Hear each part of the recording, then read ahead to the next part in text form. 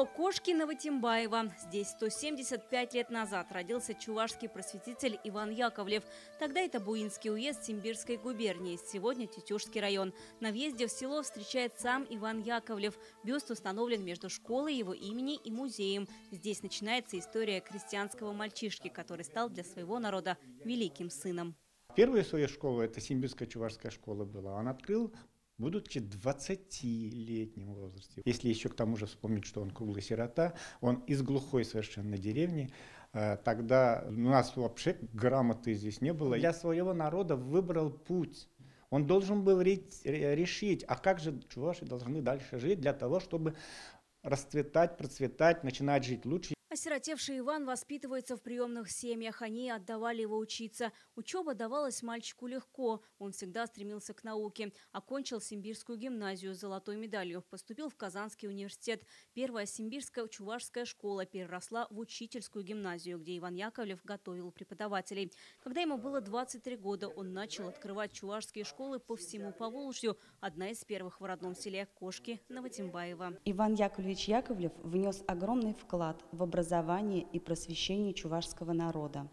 До Ивана Яковлевича Яковлева в основной массе чувашский народ был безграмотным. Было очень мало образованных чуваш. Он говорил о том, что дети не могут изучать науки другие, не зная своего языка. Иван Яковлев создал систему образования чувашского народа с нуля. Разработал алфавит, написал учебники, издал больше 100 книг, собрал материал устного народного творчества для букваря. До Яковлева чувашский народ не имел своей письменности. Наследие Ивана Яковлева бессмертно. В школах изучают чувашский язык на основе его трудов. Дети говорят на родном языке и учат стихи о своем народе. Чавашчильки таванчильки, мен песелан тараштерантам, эп чавашачи, саватоп, хамран чавашерне. Перед смертью Иван Яковлевич Яковлев написал завещание чувашскому народу в 1921 году, где говорится о сохранении семьи, дружба со всеми народами, любить родину. Сегодня потомки сохраняют его традиции и бережно хранят память о просветителе.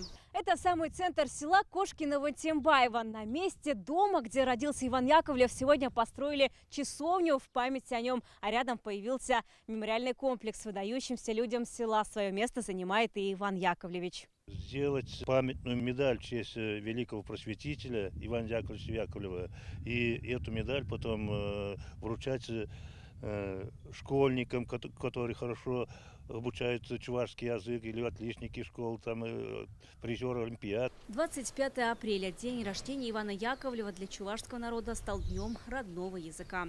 Вероника Гайнудинова, Роман Фенин, ТНВ, Тетюшский район.